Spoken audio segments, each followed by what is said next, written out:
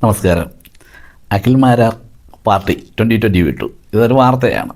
നമുക്കെല്ലാം അറിയാം, സാമൂഹ്യ സേവനത്തിന് വേണ്ടി ഒന്നല്ല അഖിൽമാരാർ 2020 ചേർന്നത്. അദ്ദേഹം 2020 ചേർന്നത് കുറച്ച് കാശ് കിട്ടുമെന്ന് വിചാരിച്ചാണ്. ആ കാശ് കിട്ടിയില്ല, അദ്ദേഹം രാജിവെച്ചു, അത്രയേ ഉള്ളൂ. പൊതുവേ നമുക്കറിയാം, ഈ പിന്നെ രാഷ്ട്രീയം എന്ന് പറഞ്ഞാൽ കാശുണ്ടാക്കാനുള്ള ഉപാധിയാണ് മിക്കവാറും പേർക്ക്, മെജോറിറ്റി ആളുകൾക്കും. അതിൽ 100% അതിനെ ബിസിനസ്സായിട്ട് നടത്തുന്ന ചില രാഷ്ട്രീയ പാർട്ടികളുണ്ട്. അതിലൊന്നാണ് 2020, മറ്റൊന്നാണ് BJP. അപ്പോൾ ഇതിൻ്റെയൊക്കെ ഫാക്കായിട്ട് നിൽക്കുന്ന ആൾ തന്നെയാണ് നമ്മുടെ മാരാരും. എന്നാലും കാശ് കിട്ടിയാൽ ഏത് പാർട്ടിയിലും അയാൾ വേണമെങ്കിൽ നിന്നുള്ളൂ, അത്രയൊക്കെ ഉള്ളൂ മാരാറിൻ്റെ രാഷ്ട്രീയം. മാരാരെക്കുറിച്ച് ശരിക്കുള്ള കാര്യം അറിയണമെങ്കിൽ അത് നമ്മുടെ പിഷാരടി പറഞ്ഞിട്ടുണ്ട്. ഇന്ന് പറഞ്ഞത് നാളെ പറയില്ല അയാൾ. പക്ഷേ രാജിവെച്ചപ്പോൾ അയാൾ പറഞ്ഞതിൽ ചില കാര്യങ്ങളുണ്ട്. അതിലൊന്നാണ് എന്താണ് 2020. അത് മാരാറുടെ വായിൽ നിന്ന് തന്നെ കേൾക്കാം. ഈ വീഡിയോ ക്ലിപ്പിംഗ് ഒന്ന് കാണാം. ഇതിൻ്റെ യാഥാർത്ഥ്യം എന്താ? കിഴക്കമ്പലത്ത് ചെയ്ത പലതും 2020 അല്ല, കിറ്റെക്സിന് വേണ്ടിയിട്ടാണ്. കിറ്റെക്സിൻ്റെ പല കാര്യങ്ങളും നടത്തിയെടുക്കാനും കിറ്റെക്സ് എത്ര വലിയ കമ്പനിയാണെന്നുള്ള ഒരു പഞ്ചായത്തിൻ്റെ ഒരൊറ്റ ലെറ്റർ മതി ആ സ്ഥാപനം പൂട്ടിപ്പോകാൻ. അങ്ങനെ ഒരു ലെറ്റർ ഒരു കാലത്തും വരാതിരിക്കണമെങ്കിൽ ആ പഞ്ചായത്തിൻ്റെ ഭരണം അദ്ദേഹത്തിൻ്റെ കയ്യിലായിരിക്കണം. അവിടെ ജനങ്ങളെ എങ്ങനെ നിർത്തി? ആനുകൂല്യങ്ങൾ കൊടുത്തു നിർത്തി. ആനുകൂല്യങ്ങൾ ലഭിക്കുന്ന ജനത അവർക്കൊപ്പം നിന്നു. പൊതുവെ നമ്മുടെ ഇന്ത്യൻ ജനതയുടെ സ്വഭാവം അങ്ങനെയാണല്ലോ. അതുകൊണ്ട് കിഴക്കമ്പലത്ത് അവർക്ക് വേണ്ടി ജനങ്ങൾ നിന്നു. ഇത് ഇപ്പുറത്ത് ഇനി ഒരു കാര്യം പറയാം, ഏതാണ്ട് 1600 കോടി രൂപയുടെ നഷ്ടം കിറ്റെക്സ് കണ്ടല്ലോ. ഓക്കെ, ഞാൻ ശരിക്കും മാരാരെക്കുറിച്ച് പറയാനല്ല ഈ വീഡിയോ ചെയ്തത്, സാബുവിനെക്കുറിച്ച് പറയാനാണ്. കേരളം കണ്ടിട്ടുള്ള ഏറ്റവും നല്ല ഒരു ബിസിനസ്സുകാരിലൊരാളാണ് സാബു. അദ്ദേഹത്തിൻ്റെ രാഷ്ട്രീയം 100% ബിസിനസ്സാണ്. ഈ പത്രം പണ്ട് വായിച്ചിട്ടുള്ളവർക്ക് കിറ്റെക്സിൻ്റെ പഴയകാല കഥകൾ അറിയാം. അപ്പം ഞാൻ ഈ പറയുന്ന കാര്യങ്ങൾക്കൊന്നും എനിക്ക് പത്രത്തിൻ്റെ ക്ലിപ്പിംഗ് ഒന്നും കാണിക്കാൻ പറ്റില്ല, ബിക്കോസ് ഇത് എൻ്റെ തന്നെ ചെറുപ്പകാലത്ത് നടന്ന സംഭവങ്ങളാണ്. അതുകൊണ്ട് തന്നെ ഒരു പക്ഷേ പഴയ മനോരമയൊക്കെ തപ്പിക്കഴിഞ്ഞാൽ കാണും. അപ്പോൾ ആദ്യകാലത്ത് ഇവർ നിറ്റ്വേസ് പ്രൊഡക്ഷൻ തുടങ്ങുന്ന കാലമാണ് കിഴക്കമ്പലത്ത്. അന്ന് ഈ നിറ്റ്വേസ് ബ്ലീച്ച് ചെയ്ത് പുറത്തേക്ക് പോകുന്ന വെള്ളം പരിസ്ഥിതി പ്രശ്നങ്ങൾ ഉണ്ടാക്കുന്നുണ്ടായിരുന്നു.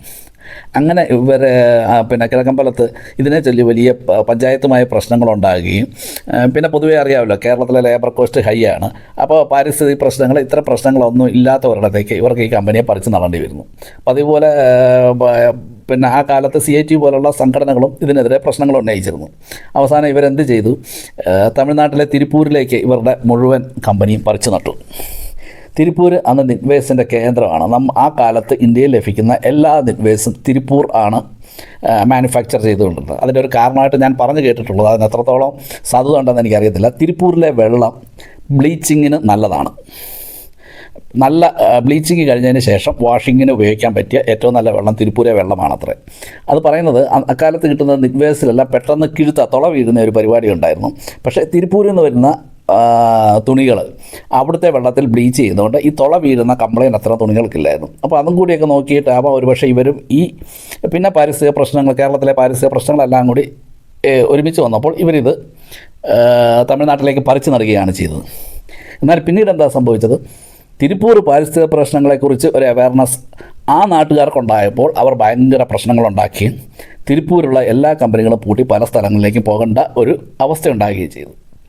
അപ്പോഴാണ് സാബുവിന് മനസ്സിൽ തിരിച്ച് കിഴക്കമ്പലത്തേക്ക് തന്നെ വരുന്നതിനെക്കുറിച്ച് ബുദ്ധി ഉദിച്ചത്. അയാൾ ആദ്യം ചെയ്തത്, അയാൾ ഇവിടെ വരുന്നു, സൂപ്പർ മാർക്കറ്റ് തുടങ്ങുന്നു, കുറഞ്ഞ വിലയ്ക്ക് ആ പഞ്ചായത്തിലുള്ളവർക്ക് സാധനം കൊടുക്കുന്നു. അവരുടെ സ്വാധീനം, അവരുടെ വിശ്വാസത എല്ലാം ഏറ്റുവാങ്ങിയ ശേഷം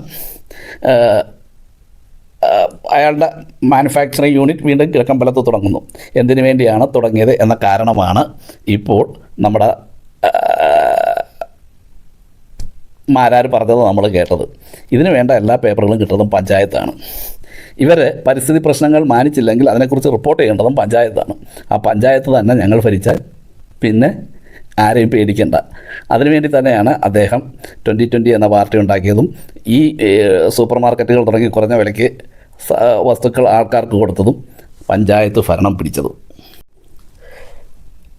സാബുവിനെതിരെ നിരവധി കേസുകൾ കോടതിയിലുണ്ട്. പക്ഷേ ഈ കേസുകളിലൊന്നും അയാൾക്ക് ശിക്ഷിക്കപ്പെടുകയോ ഒന്നും ചെയ്യാത്തത്, അയാൾക്കെതിരെയുള്ള കേസുകളിലെല്ലാം റിപ്പോർട്ട് സമർപ്പിക്കേണ്ടത് പഞ്ചായത്താണ്. പഞ്ചായത്ത് തന്നെ അയാളുടെ കയ്യിലിരിക്കുമ്പോൾ അയാൾക്കെതിരെ റിപ്പോർട്ട് സമർപ്പിക്കാൻ?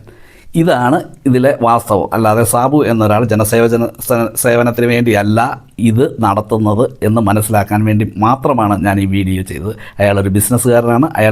ആ ബിസിനസ്സിനെ സപ്പോർട്ട് ചെയ്യാൻ വേണ്ടി അയാളൊരു പഞ്ചായത്തിനെ വിലക്കെടുത്തിരിക്കുകയാണ്. ആ പഞ്ചായത്തിലെ ജനങ്ങൾക്ക് അതിനെക്കുറിച്ച് ബോധമില്ലാത്തത് കൊണ്ട് അവർ ഇപ്പോഴും വോട്ട് ചെയ്ത് 2020 ജയിപ്പിക്കുന്നു. അത്ര മാത്രമേ ഉള്ളൂ. ഈ ഒരു കാര്യം പറയാൻ വേണ്ടി മാത്രമാണ് ഞാൻ ഈ വീഡിയോ ചെയ്തത്. അല്ലാതെ അഖിൽമാരാരെ വിമർശിക്കാൻ വേണ്ടിയല്ല. അഖിൽമാരാരെ പോലുള്ളവർ കാശ് കിട്ടുമ്പോൾ അതിനൊപ്പം നിൽക്കുകയും അല്ലാത്തപ്പോൾ ഇതുപോലെ സത്യങ്ങൾ വിളിച്ചു പറയുകയും ചെയ്യും എന്ന് മാത്രമേ ഉള്ളൂ. അപ്പോൾ രാഷ്ട്രീയക്കാരെ തിരിച്ചറിയേണ്ടത് നമ്മളാണ്. അവർ രാഷ്ട്രീയക്കാരാണോ, അവർ കച്ചവടക്കാരാണോ, അവർ എത്രത്തോളം സത്യസന്ധരാണ് എന്ന് ഓരോ രാഷ്ട്രീയത്തിലുമുള്ളവരെ തിരിച്ചറിയേണ്ടത് ഓരോ പൗരൻ്റെയും കടമയും ഉത്തരവാദിത്വം ആണ്. ബൈ.